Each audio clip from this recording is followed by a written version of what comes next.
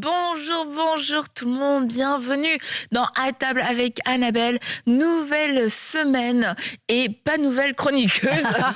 Vous retrouvez Nadège, Stéphanie, prête pour cette belle semaine, prête à porter du fruit, Nadège? Toujours. Elle est rayonnante avec... Toujours, parce que là, tu sens que tu en as besoin. Tu sens que tu en as besoin. Tu sens que tu en as besoin ou des fois, on sent que les autres voudraient elles ressentent le besoin qu'on en porte, tu vois. Oui. Ça tombe bien, nous allons parler de ça aujourd'hui. Stéphanie, on parle de porter du fruit, avoir une vie fructueuse. Jean 15, est-ce que c'est un passage que tu aimes?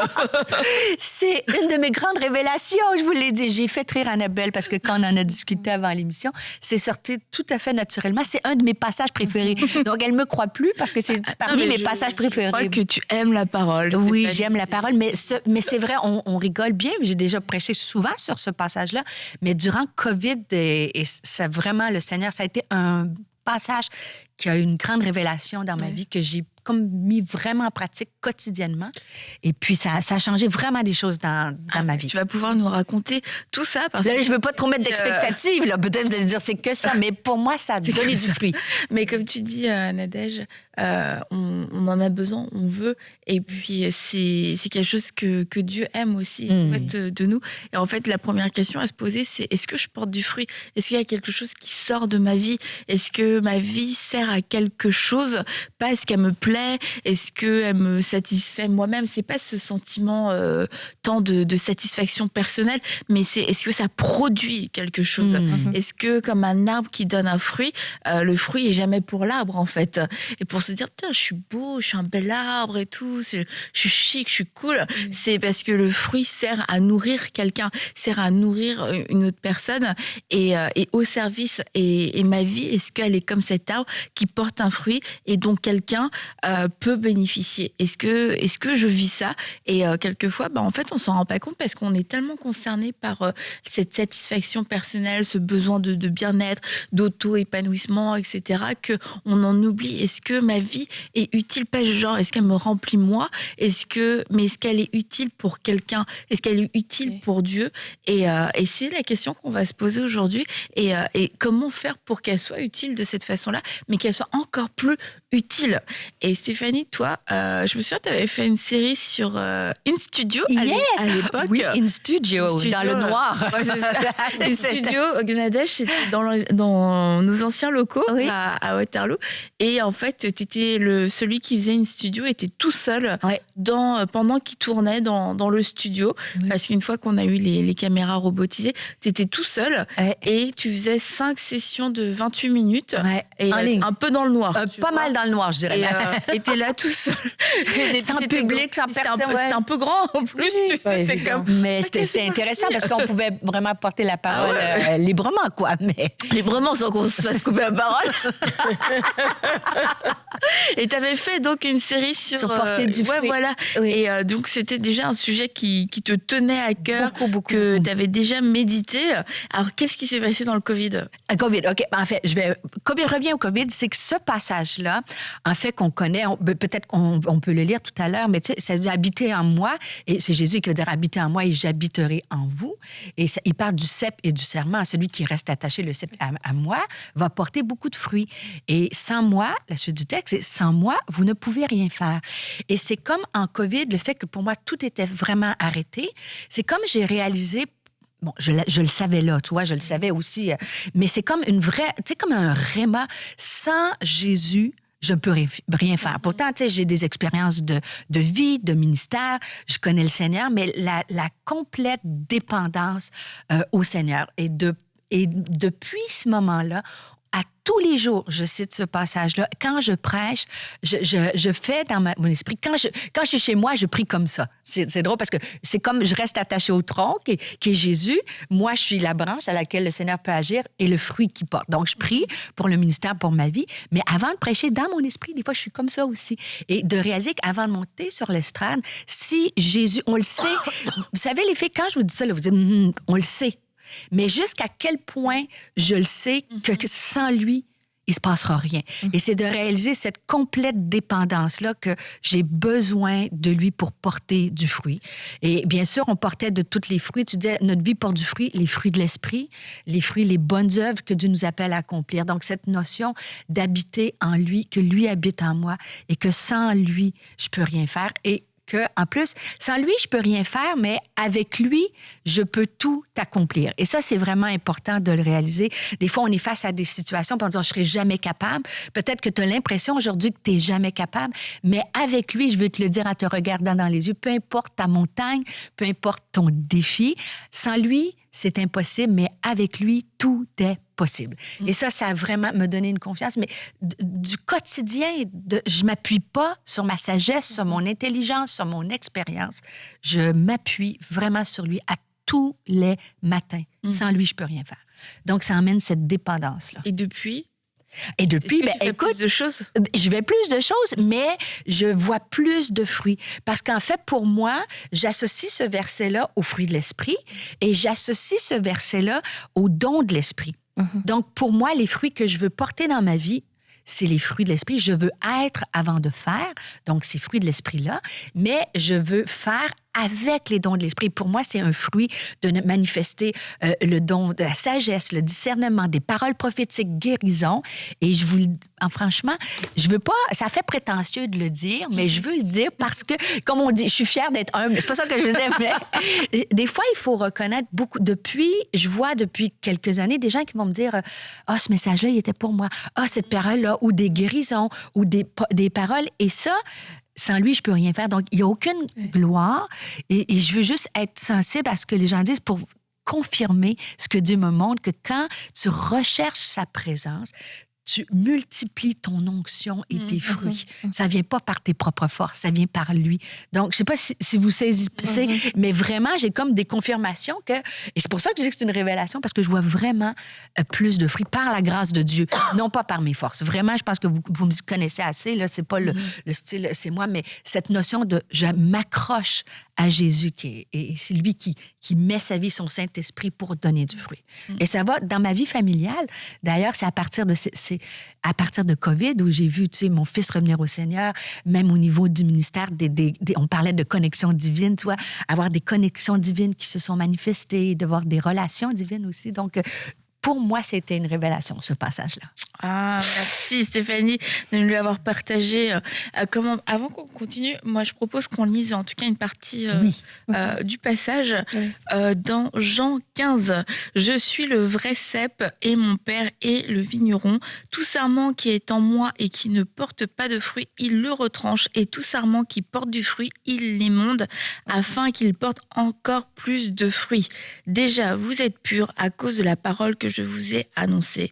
Demeurez en moi et je demeurerai en vous, comme le sarment ne peut de lui-même porter du fruit s'il ne demeure attaché au cep, ainsi vous ne le pouvez non plus si vous ne demeurez en moi.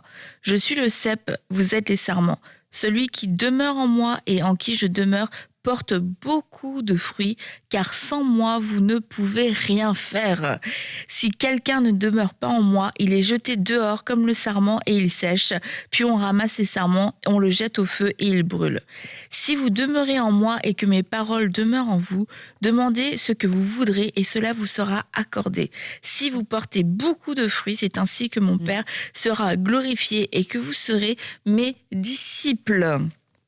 Donc, c'est important que vous puissiez aussi prendre le temps de lire vous-même ce passage dans Jean 15. Et je crois que Stéphanie, elle a une révélation, mais vous aussi, en fait, vous pouvez avoir une révélation. Les révélations, quelquefois, on se dit comment les gens, ils ont autant de révélations? Mais c'est parce qu'ils passent... parce qu'en fait, juste quelquefois, ils ouvrent la parole, ils ouvrent la Bible. Alors, je vous encourage à le faire et je crois que Dieu va vous parler. Toi, Nadège, qu'est-ce que ça te dit, ce passage et ce thème? D'abord, ce que ça me dit, c'est comme Stéphanie l'a dit, cette dépendance à Jésus. Et le verset est tellement clair que si tu n'as pas cette dépendance à Jésus, tu ne porteras pas de fruits. C'est tellement bien expliqué, c'est tellement clair. Il n'y a pas des choses, qu'est-ce qu'il faut qu'on comprenne encore, une révélation, qu'est-ce qu'il a voulu dire. C'est tellement clair que si tu dépends totalement de Jésus, si tu t'accroches, comme Stéphanie l'a dit, à Jésus, tu porteras de fruits. C'est vraiment cette dépendance. Jésus voulait montrer cette dépendance que nous, enfants de Dieu, nous puissions avoir dépendre de Jésus, c'est pas une chose de nouveau converti. Peu importe 10 ans, 20 ans, même 70 ans dans le Seigneur, tu dois dépendre totalement de Jésus. Ça, c'est tellement clair, nous devons dépendre de lui afin de porter des fruits. Parce que la Bible est claire, si tu ne portes pas de fruits, tu es jeté au feu. Mm-hmm. Alors, nous sommes appelés à porter, nous ne sommes pas appelés à rester là pour dire, bon, je ne pêche pas, je ne porte pas de... Non, tu dois porter des fruits. Nous sommes appelés à porter des fruits. Et en même temps, quand on dit, pour moi, quand on dit porter de fruits, ça, en même temps, ça veut dire qu'il y a un travail à faire. Il y a un travail à faire parce que pour émonder quelque chose, il y a des choses inutiles qu'il faut enlever, il faut couper et puis bien vraiment l'entretenir pour que ça porte bien de fruits. C'est à nous aussi de regarder notre vie parce que porter des fruits, c'est dans les attitudes, c'est dans le comportement, c'est dans les caractères, ce sont dans des actions que nous posons, nous montrons ces fruits que nous avons. Et c'est toujours bien de se remettre en question. Ce matin, quand je priais, en parlant... En fait, la beauté de la parole du Seigneur, c'est comme si tu n'as jamais entendu parler de ça, quoi. En fait, quand tu relis ou bien tu étudies encore quelque chose, c'est comme si c'était la première fois que tu lis ce verset, parce que je ne lis pas la parole pour les autres seulement. Je le lis pour moi-même. Et lorsque tu le lis pour toi-même, Dieu te parle encore. Ça te permet toi-même de te remettre en question, de te dire, est-ce que tu portes vraiment du fruit? Est-ce que dans telle chose, tu portes vraiment du fruit? Tu vois, ce n'est pas que pour l'émission, pour les autres, mais pour moi-même, ça te remet en question. Nadège, est-ce que tu portes vraiment du fruit? Peut-être dans tel domaine, tu peux porter beaucoup de fruits, mais dans l'autre, c'est comme si ça pousse pas. Ouais. Ça te remet vraiment que tu te dis, est-ce que là, vraiment, je porte? Alors, tu te dis, il y a un travail à faire. Alors, qu'est-ce qui fait que dans tel domaine, je porte pas de fruits? Qu'est-ce qui fait que dans tel domaine, j'ai moins de fruits? Alors, ça te pousse à regarder sur toi-même, à regarder sur tes actions, à regarder sur ton comportement, ton caractère. Quelles sont les choses que je dois laisser, je dois enlever pour porter des bons fruits? Parce que porter les fruits dépend de Jésus, mais il y a des choses que tu regardes toi-même dans ta vie, tu dis ça, je dois enlever. Parce que ça, c'est un poison. Ça ne permettra pas que je porte réellement de fruits. Alors, je dois enlever ça, je dois me débarrasser de certaines choses pour ensuite porter des fruits. On voit d'ailleurs dans le passage que ça fait partie. Si tu portes du fruit, c'est que tu vas être émonté. Exactement, c'est tellement clair. Vivre au quotidien, c'est comme... c'est ça, pourtant je pensais que c'était bien ce que je faisais. Et parce que c'est bien ce que tu fais, j'ai besoin de te tailler. Et en fait, le fait de se faire tailler, de se faire émonder, que Dieu fasse son œuvre, qui coupe des choses, ça peut être douloureux parce que c'est des choses qu'il va enlever, des choses qu'il va rectifier. Toujours douloureux. Et quelquefois, c'est de la correction aussi. Mais la Bible dit que Dieu corrige ses enfants légitimes, ceux qui l'aiment.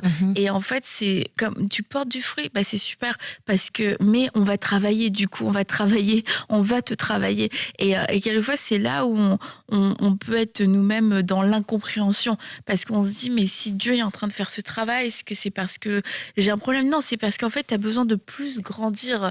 Jérémie, il prend souvent l'exemple de son pommier et on a un pommier dans notre jardin et il n'a pas voulu le tailler parce qu'il aimait que le pommier soit grand. Et c'est vrai qu'il du coup, il était beau quand il est en fleurs, etc. Sauf qu'en ne voulant pas l'émonder et le tailler, le pommier, oui, il a grandi, il a porté du fruit, mais le fruit n'était pas bon. D'année en année, les pommes sont devenues de moins en moins bonnes parce qu'il fallait le tailler, parce qu'il fallait traiter le pommier.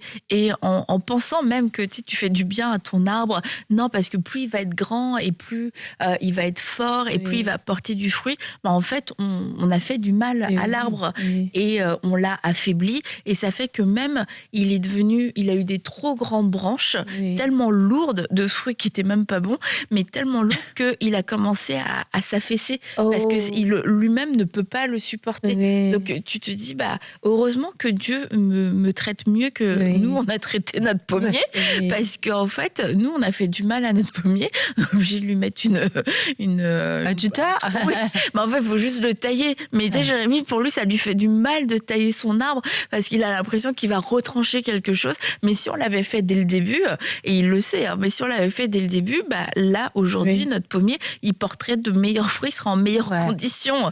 Et Dieu est bon avec nous. Il ne nous laisse pas devenir des pommiers géants. Mais Dieu est bon. Mais tu sais, quand il dit, c'est ainsi que mon Père sera glorifié dans ma grande révélation, le Seigneur parle de toutes sortes de façons, mais en fait, on ne réalise pas que quand, bien sûr, on porte du fruit pour les autres, mais en fait, initialement, on porte du fruit pour Dieu. Dieu prend plaisir quand on porte du fruit. Et quand, tu sais, moi, je dis toujours, moi, j'aime pas moi, je suis pas très, on dit au Québec, le pouce vert, je sais pas, en Europe, qu'est-ce que vous dites, le pouce vert, mais tu vois, moi, je fais mourir les plantes, tu vois. Dans ma maison, j'ai pas de plantes parce que, bon, et j'aime pas trop. Moi, j'aime les boutiques, j'aime le ciment, j'aime pas la verdure. Bon, tout le monde sait, ça, c'est moi. Et quand on était justement en pandémie, mon fils Jérémy, mon plus jeune, il étudiait un peu en agriculture. Et tout était arrêté. Fait qu'il a dit, maman, on va faire un potager urbain. Ouf, tu sais, je me dis, faut un potager, on va planter des tomates, des trucs comme ça dans la cour arrière. Puis moi, je me dis, mais j'ai aucun intérêt. Mais tu sais, je me suis dit, de toute façon, je regarde l'agenda, j'ai rien. Donc, faisons un potager urbain, quoi, tu sais. Et finalement, puisque moi, ça me prenait quelque chose, bien, j'ai dit, on va planter une vigne. Parce que je me dis, la Bible, c'est vrai, le Seigneur, il nous compare son peuple à une vigne. Mais tu sais, au Québec, une vigne, on s'entend, là, je suis pas à Bordeaux, là, je suis à Montréal. Et là, fait que finalement, on va acheter nos trucs, on plante une vigne. Et là, moi, tous les jours, j'allais, tu sais, je priais, je prenais mon café, puis j'avais médité ce texte-là. Tu regardais. Puis là, je regardais ma vigne, puis bon, là, ça commençait à pousser un tantinet. Mais finalement, un matin, je sors avec mon café, je vois des raisins, écoute, gros comme ça, qui commencent à sortir de ma vigne. Moi qui est pas... Là, je rentre, j'ouvre la porte, je dis, Jérémy, on a des raisins! J'étais tellement fière. J'ai dit, waouh, mes premiers raisins. Là, écoute, je voulais envoyer à mes amis de Bordelais que je me portais à un vignoble, partais à la cuvée Stéphanie. Mais en fait, bref, j'étais fière. Et là, je retourne prier. Et la pensée sur mon cœur, c'est venu tellement fort. Le Seigneur me disait, dans mon esprit, tu vois, tu te réjouis que tu as eu des petits raisins et mets-moi dans le ciel. Oui, quand tu portes du Exactement. fruit, que je vois tes premiers raisins ou des raisins qui n'ont pas poussé depuis longtemps et que tu portes du fruit, je me réjouis. Et on dirait que ça m'a encore plus motivée de porter du fruit. Bien sûr, pour avoir de l'influence, mais tout ça pour ma maison. Mais la première chose, pour glorifier Dieu, puis il est fier de moi. Puis à chaque fois, je me dis... Dieu, j'ai porté un raisin aujourd'hui. Et comment avec ta vigne? Écoute, vous n'avez pas le temps, mais j'ai des photos. Je la prends à chaque année. Écoute, c'était comme sur une pergola. Elle prend de l'expansion. J'ai des grosses grappes Et qui tu peux les tombent. manger? Ben, je pourrais, oui. Je pourrais. Oui. Mais des grosses grappes qui partent tout. Puis pourtant, au Québec, c'est pas une terre fertile. Et ça me disait, même dans les terres les moins fertiles, tu peux porter du fruit. Ah, tu as une double révélation. Mais j'en ai une autre aussi sur les vignes. Mais en fait, je dis dans les terres. Mais là, je suis en feu.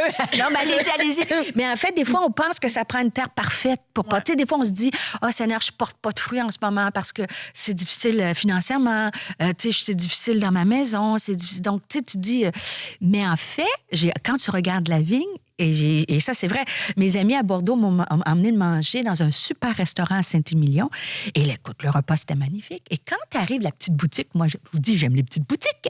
Donc, il y avait comme un pot qui montrait les étages de terre, tu vois, pour les vignes. Et on sait que Saint-Émilion, c'est des terres vraiment propices pour avoir des grands crus, des vins de... Et dans les pots, tu vois qu'il y a la terre, mais il y a plein de cailloux. Et souvent, les grands crus, moi, je connaissais pas, ça prend des terres où il y a des cailloux. Et en fait, dans la Bible, quand tu te mets à étudier dans les psaumes, tu vois qu'il y a un psaume qui dit qu'il y a un homme qui a voulu planter une vigne. Alors, il a planté sa vigne, il a enlevé tous les cailloux, il l'a arrosé, puis il dit, je pensais que ma vigne allait porter du fruit, et pourtant, on la mettra à la référence si vous la voulez, mais ça dit, et pourtant, je n'ai eu aucun fruit sur ma vigne. Et en fait, pourquoi il n'y a pas eu de fruit? Parce qu'il a enlevé les cailloux. Et ça me rappelait que de Saint-Émilion ce que la Bible nous dit, c'est qu'en fait, dans notre vie, qu'on est la vigne de Dieu, on peut porter du fruit avec les cailloux qu'on a dans nos vies. Des fois, on voudrait enlever les cailloux pour porter du fruit, mais ça prend des cailloux parce que quand tu as les cailloux, c'est là que la racine va plus en profondeur et peut nourrir les fruits au lieu des feuilles. Donc, je trouvais ça beau. Des fois, on se dit, ma vie est difficile. Je me dis, Seigneur, c'est difficile de porter du fruit. Mais non, avec la grâce de Dieu, Dieu utilise les cailloux de notre vie pour nous faire des racines et nous donner encore de meilleurs fruits, encore plus juteux. Et tu vois... Donc, vous êtes des grands crus, mesdames. Et toi aussi. Et tu vois, dans ce passage-là, il dit « Je suis le cep, vous êtes le sarment ». Et c'est comme, ça m'enlève même une responsabilité dans le sens où c'est pas moi qui vais produire quelque chose, je suis au bénéfice du cep. Et il y a, quand tu lis, demeurer attaché. Et en fait, il y a un choix, par contre, qu'on doit faire, je crois. On comprend la règle, c'est si tu demeures... c'est bien, mais demeure attaché. Il y a comme, il faut que tu restes là. Et peut-être qu'il y a des vents contraires, peut-être qu'il y a des fois, je peux même me mentir à moi-même et me dire, attends, mais je porte du fruit.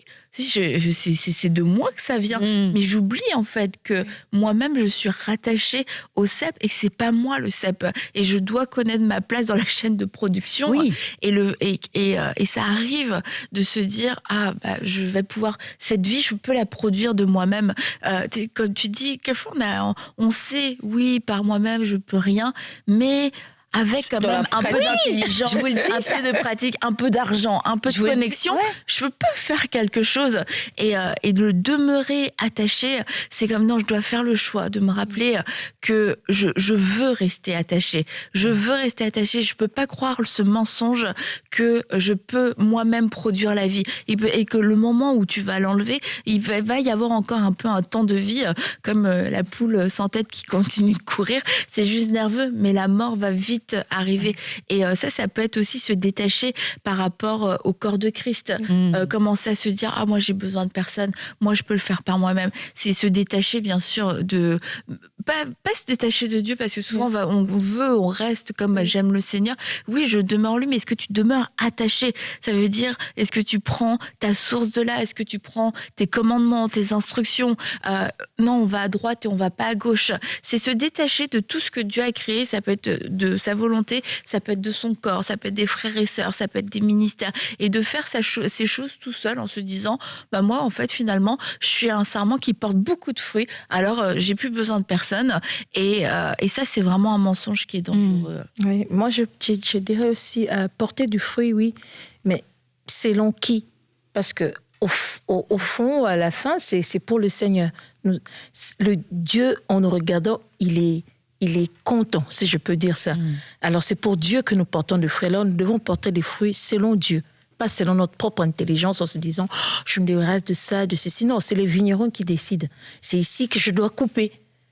Que tu aimes, que tu n'aimes pas, on coupe cette partie-là. Au fait, il faut vraiment porter du fruit, mais selon le Seigneur. Là où il dit que tu dois couper, ça fait mal, tu pleures, mais c'est là qu'il faut couper vraiment pour porter des bons fruits. Parce que ce n'est pas, dans la parole, c'est bien écrit, c'est pas porter du fruit seulement. On a dit des bons fruits. Pas comme ton exemple de ton pommier, là, porter des fruits, mais qui n'est pas bon. Ça sert à quoi, alors? Tu te dis, c'est une perte, ça porte des fruits, mais que c'est pas bon. Donc, dépendre du Seigneur est très important, parce que c'est pour lui, même, c'est pour lui que nous portons de fruits. Donc, portons de fruits selon lui. Là où il faut couper, même qu'on n'aime pas, même si on aime beaucoup cette partie-là, il faut la couper. La couper vraiment. Surtout cette partie, nous n'aimons pas. Cette partie de couper quelque chose... C'est vraiment très difficile. On fait marcher le Seigneur. Je veux le faire, je veux le faire, je veux le faire. T'as l'impression que tu perds à ce moment-là. Oui, tu as l'impression que je perds et tout ça. Non, mais c'est important. Tu peux avoir ce sentiment de perdre quelque chose, mais c'est plus tard que tu dis, Seigneur, heureusement. Tu savais, il sait toujours. Des fois, on fait comme si Dieu le pense maintenant. Non, Dieu regarde, il sait tout. Alors, il sait que maintenant, tu dois couper parce qu'à telle période, tu dois porter ses fruits pour telle chose, tu vois. Et c'est très important. Vraiment, en fait, en disant tout ce qu'on veut dire, mais je pense vraiment, dépend du Seigneur, très important. Même la chose à couper, ça doit venir de lui, parce que lui, c'est lui qui connaît, c'est lui qui sait quoi faire, quoi couper, quoi remettre, quoi à raccommoder des choses. C'est seulement Dieu qui le sait. Et nous devons vraiment nous laisser au quotidien obéir à Dieu, écouter Dieu, faire ce que Dieu attend de nous. Et je pense que au fur et à mesure que nous allons marcher ainsi, avec Je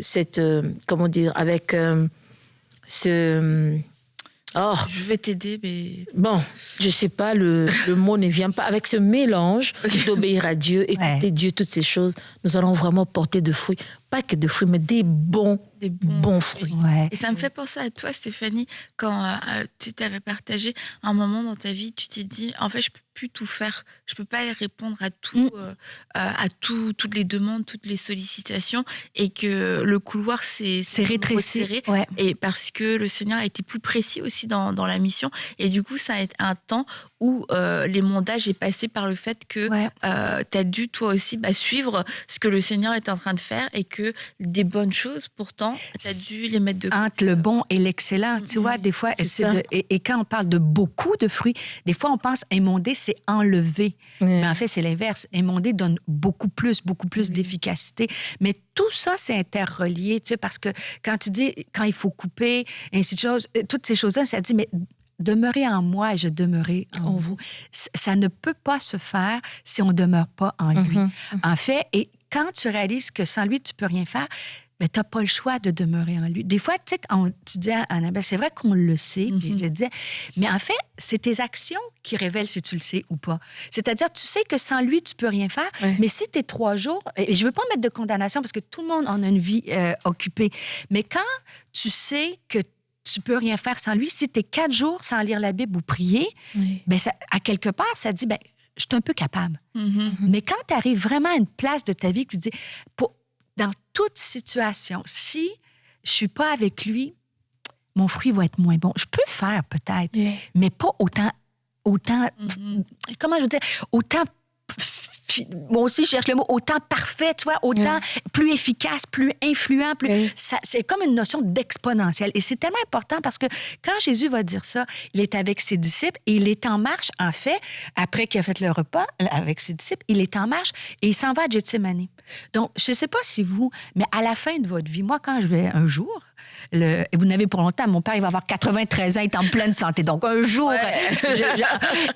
et je me dis, si j'arrive à mes dernières heures de vie, je vais dire à mes gens proches de moi ce qui est vraiment important dans la vie. Je ne veux pas lui parler de n'importe quoi. Je veux dire, alors Jésus, en allant vers Gethsémani, il va passer à travers justement des vignes et c'est là qu'il va prendre l'illustration. Et c'est comme il est en train de dire à ses disciples, ça, là, c'est vraiment sans moi. Il va dire par la suite, vous allez avoir des afflictions dans le monde, prenez le courage et vaincus le monde, et ainsi de suite. Mais il va léguer ce qui est le plus important. Et cette notion de demeurer en lui et que sans lui, on ne peut rien faire, c'est que c'est vraiment ses dernières intentions de réaliser que sans moi, les filles, là, vous allez passer à côté. Et quand tu dis émonder, comment je peux savoir ce que je dois enlever de ma vie, comme tu le dis si bien, Nadège, si je suis pas allée à ses pieds pour qu'il me dise... Parce que je peux en émonder des trucs. Mais est-ce que c'est ça que Dieu veut? Je sais pas, quand tu n'es plus dans sa présence, tu as une justesse dans tes actions. L'exactitude. Tu vois, tu écoutes ce qu'il veut. Et plus tu le fais, plus... il y a le travail du vigneron, c'est quelque chose d'assez précis. Oui, il n'arrive pas avec un gros ciseau. C'est précis. Chaque branche est choisie et Dieu fait ce travail aussi précis. Et ce qui est émondé dans ta vie, c'est pas ce qui va être émondé dans la mienne. C'est ça, exactement. C'est comme on peut être dans la même saison, on se pose les mêmes questions et puis on se dit, je sens, tu vois, que je suis dans cette période. Et puis, moi, je vais couper ça. Je sens que là, Dieu m'appelle. Moi, je vais faire comme toi, Nadège. Ouais, mais en fait, c'est la catastrophe. Exact. Tu prends un fardeau plus qu'un fruit que tu vas porter. Et des fois, je veux le démystifier parce que on a l'impression que c'est peut-être pas accessible, cette notion d'entendre, tu sais, de qu'est-ce que Dieu veut. Mais plus on se met à ses pieds, plus il parle. Puis plus on réalise que si tu me parles pas, Seigneur, moi, je sais pas quoi faire exactement. Et moi, ça se voit dans toutes les sphères de notre vie. Bien sûr, dans le ministère, mais je l'ai raconté à Annabelle, à Nadège, je le raconte. Tu sais, moi, mon mari, récemment, il a eu des soucis de pression. C'est simple comme ça. Et là, il a vu le médecin, il y a une médication, mais il fallait qu'il fasse des changements, tu vois. Et là, en changement à la médication, l'infirmière clinicienne a dit, monsieur, vous avez pas besoin de prendre votre pression parce qu'on a ajusté la médication. Et moi, je suis en prière. J'ai dit à Annabelle, cette semaine, je suis en prière et dans mon cœur, ça me dit, faut que ton mari prenne sa pression. Faut que ton mari prenne sa pression. Puis là, lui, il était en haut au deuxième étage. Il me disait, hey, chérie, il faut que tu prennes ta pression. L'infirmière a dit que j'ai pas besoin de prendre ma pression. Je dis, non, vraiment, je ressens que tu dois prendre ta pression. Il est descendu. Il était en hypertension, 183 de tension. Donc, c'était énorme. Et c'est comme si, je me dis, Seigneur, tout le monde, on a accès à... Je dis pas que c'est le ciel s'ouvre, mais plus tu fais confiance à cette petite voix, tu la recherches, puis que tu réalises, Seigneur, moi, j'ai besoin des directives pour mon mari, pour mes enfants, pour mon ministère. Et il se révèle. C'est pas rien de... Tu sais, j'ai pas un micro, puis j'ai une parole, j'ai une pensée. Rien. Ceci dit, il y avait quand même un enjeu. Hein. Oui. C'était important. C'était important, mais plus... Peut-être que quand on le recherche pas, ben Dieu, il parle... C'est comme les dons, il donne à qui il veut, mais plus tu le cherches, plus Dieu va te les donner. Et bien sûr, je crois, moi, à des rencontres, j'en fais des conférences où Dieu parle qu'il utilise des personnes, des guérisons, ainsi de suite, des ministères comme ça. Mais il y a, oui, en public, mais oui, en privé, juste au pied de Jésus, qui peut nous révéler et nous donner des fruits. Oui. Tout à fait. Et pas des raisons, mais imaginons, Dieu donne un projet et dit, OK, je veux que tu le fasses, mais je veux pas que je veux pas que tu fasses de pub. Et tu vois, t'as un événement, mais Seigneur, moi, ça m'a coûté de l'argent, j'ai des engagements, etc. Puis j'ai pas envie de le faire pour 3 personnes, on va être clair. Et Dieu te dit, non, vraiment, compte sur moi, t'as pas besoin de faire de pub, et tu vas voir, juste dis-le à telle et telle personne et tu vas voir, ça va fonctionner. Et c'est par des choses comme ça de se dire, est-ce que je sais vraiment compter sur lui? Est-ce que je sais que quand je me dis, sans lui, je peux rien faire, mais est-ce qu'avec lui, je peux tout faire? Tu vois, c'est parce que, avec toi, Seigneur, je peux faire exactement des choses, ça. mais on va rajouter quelques petits outils, quelques éléments. Et je dis pas qu'il faut pas les ajouter parce que Dieu utilise ces outils pour les bénir. Absolument. Mais il peut y avoir des fois dans notre vie où Dieu dit, non, on va tout couper. Et je crois que quand Dieu nous le dit, c'est aussi pour nous montrer. C'est comme il nous met, il se met lui-même à l'épreuve pour nous, comme de passer la mer à sec, d'ouvrir la mer en deux. Ça aurait pu se passer d'une autre façon. Ça, je sais pas, moi, les Égyptiens auraient pu être tous bloqués, ils auraient pu tous être tués, l'armée, les Israéliens auraient pu avoir de la force pour les tuer. Mais non, là, on va faire un truc fou, vous allez passer la mer et la mer va être en deux et ça va même être sec. C'est complètement, ça nous dépasse. Et puis aujourd'hui, c'est de se dire, est-ce que je suis capable d'obéir même si j'ai pas mes outils habituels, même si j'ai pas mes moyens habituels, et de voir que souvent il faut être honnête, on va être déconcerté quand Dieu nous donne certaines indications comme ça, certaines instructions comme ça, c'est comme mais est-ce qu'on va réussir? Et c'est là où on se dit, Seigneur, ok, c'est vraiment ça, compter sur toi, savoir que sans toi, je ne peux rien, mais avec toi, je peux tout, et que je vais te voir agir et que j'ai rien pour m'appuyer. En fait, c'est ça qui est difficile, c'est que même quelquefois on compte sur Dieu, mais on compte aussi sur d'autres choses. C'est qu'on a des petits appuis ici et là qui nous rassurent. Mais tu vois, c'est drôle parce que, et c'est vrai, mais des fois on oppose des concepts. C'est-à-dire comme si, quand on dit, c'est vrai qu'il y a des fois on n'a rien pour s'appuyer, et c'est des saisons où on fait confiance à Dieu, que ce soit un pas de foi ou, tu sais, de dire, là, Seigneur, je comprends pas, tu sais, on a beau dire, quand il donne la vision, il donne la provision, c'est vrai, là, mais tu sais, c'est comme des lianes là, tu sais, il te demande un changement, il faut que tu attrapes l'autre liane, puis est-ce qu'elle va venir? C'est vrai. Mais il y a aussi des aspects, la notion de se préparer ou de faire on a des outils. Demeurer en lui, puis sans lui, je peux rien faire, ça veut pas dire que j'ai pas d'outils dans mon coffre. Mais ça veut dire que ces outils-là, c'est pas sur ces outils-là que je vais m'appuyer, même si j'en ai. Par exemple, dans la prédication, moi, je vais me préparer très bien avec ma phrase thématique, mes 3 points, ma conclusion, et c'est prêt, mon texte, il est prêt. Mais quand j'arrive pour délivrer, c'est pas ma préparation quand je suis là qui compte. Une fois, plus je suis prête, plus je peux être libre dans ce que être sensible. Parce que là, je suis pas en train de me préoccuper, qu'est-ce que je vais dire. Donc, je suis prête, et là, je dis, Saint-Esprit, sans toi, je ne peux rien faire. C'est pour ça que je prie comme ça avant d'arriver.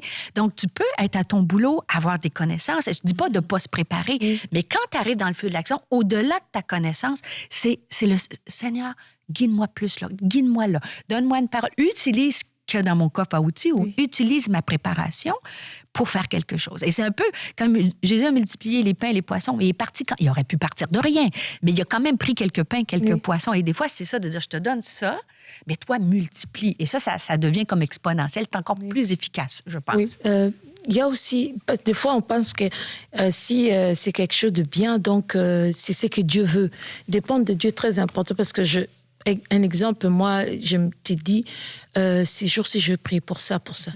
Et je me réveille ce matin, j'entends clairement en me réveillant, Dieu me dit, ne prie pas pour ça, ne prie pas. C'était pas mal, mais c'était ça dans mon programme de prier pour tel. Je me dis non, prie pour les enfants seulement. Et tu sens vraiment que dans ta prière, et tu es orienté, Dieu te dit de détails sur lesquels prier. Alors tu te dis, bon, c'est que j'avais n'était pas mal, c'était aussi bien. Parce que des fois, nous pensons que même si c'est bien ce que nous pensons, mais il faut le faire. Non, dépendre du Seigneur, c'est vraiment ça. Parce que lui va te montrer là où vraiment toucher. Et c'est toujours bien de dépendre du Seigneur parce qu'il va te montrer ce que tu... Moi, j'ai été réveillée dans le but de prier pour telle chose. Et lui, il me dit, pas ça maintenant. Maintenant, prie pour les enfants. Maintenant, prie pour tel détail. Et c'est tellement... Moi, je trouve la beauté des dépendre du Seigneur, c'est vraiment ça, quoi. Tu t'y attendais pas. Quelque chose, tu te disais, peut-être c'était secondaire, mais c'est ce qui était plus important. Alors moi, je pense vraiment dépendre du Seigneur. Oh, il n'y a pas... Au fait, tu ne peux que porter des bons fruits et beaucoup de fruits. Si tu dépends de lui vraiment, on doit vraiment... Le serment et le cep doivent vraiment marcher de pair, sinon... Et que c'est une relation d'amour et de confiance. C'est pas je souffre, non, pas ça. Parce qu'en fait, le cep est là pour donner la vie et il est là pour soutenir. Et quelquefois, on a l'impression, faut que je porte du fruit, et faut que je porte du fruit. Et plus tu vas le répéter, et peut-être plus tu vas en porter. Mais dans le passage au verset 7, si vous demeurez en moi et que mes paroles demeurent en vous, demandez ce que vous voudrez et cela vous sera accordé. Et mais ça j'aime. Moi aussi, je dis amen, j'aime.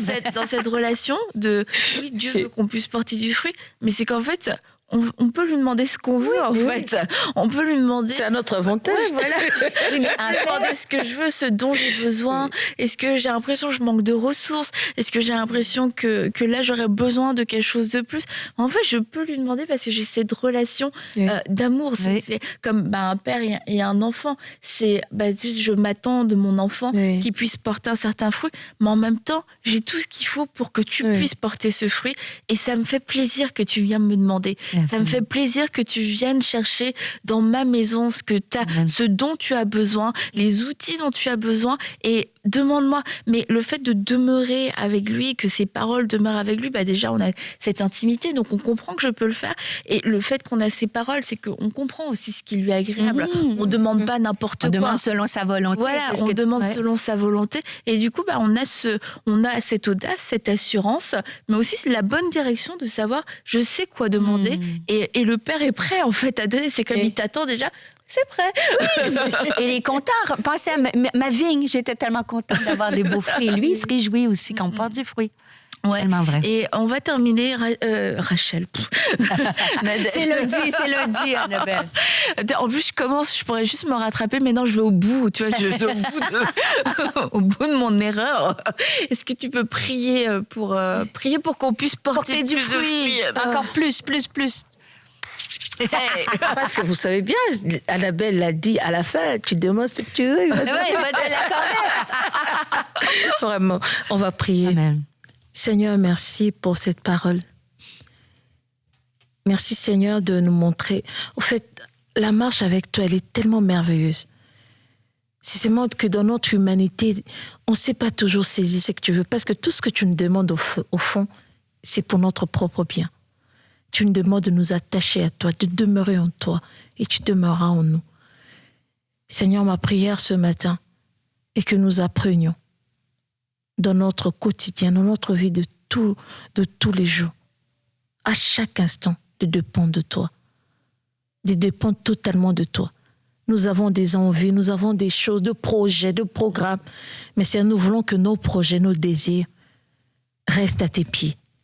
Que tout de ce que nous sommes, de ce que nous voulons, nous désirons, dépende de toi, afin que nous portions des fruits, Tu veux que nous portions de fruits. Tu veux que nous portions des bons fruits et beaucoup plus de fruits. Alors nous voulons dans notre vie de tous les jours dépendre de toi. Seigneur, nous nous abandonnons à toi.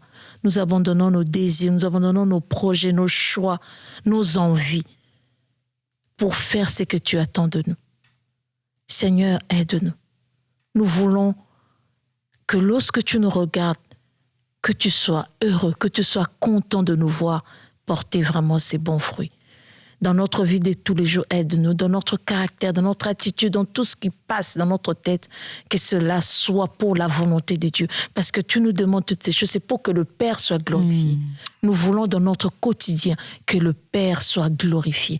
Dans notre attitude, dans notre comportement, dans nos choix, dans nos actions, dans notre caractère, comme Paul le dit très bien dans Galates, que nous puissions vraiment manifester ces fruits de l'esprit aussi. En même temps, Seigneur, aide-nous. Nous dépendons de toi. Seigneur, aide-nous. Nous voulons t'écouter. Nous voulons entendre ta voix chaque jour. Aide, Seigneur, chacun de nous. Aide, Seigneur, tous ceux qui nous suivent à écouter et à dépendre de Dieu, à faire taire nos propres désirs pour laisser Dieu se manifester de plus en plus. Nous voulons être des personnes qui porteront vraiment de fruits. Seigneur, alors que cela soit possible pour nous aujourd'hui, de laisser notre volonté à tes pieds, de laisser nos envies à tes pieds, de laisser tout ce que nous voulons, nous aimons à tes pieds, parce que nous savons que ce que tu nous demandes, ce sera pour notre bien. Alors Seigneur, fais ce que tu veux, avec nous, par nous, comme tu le veux, au nom de Jésus. Amen. Amen. Amen. Amen. Alors, Amen. Portons du fruit, portons encore plus de fruits, une vie fructueuse. Amen. Et merci à vous les filles. Et merci, on se retrouve mercredi. Merci Stéphanie. Bye bye. Merci, Quelle belle lecture.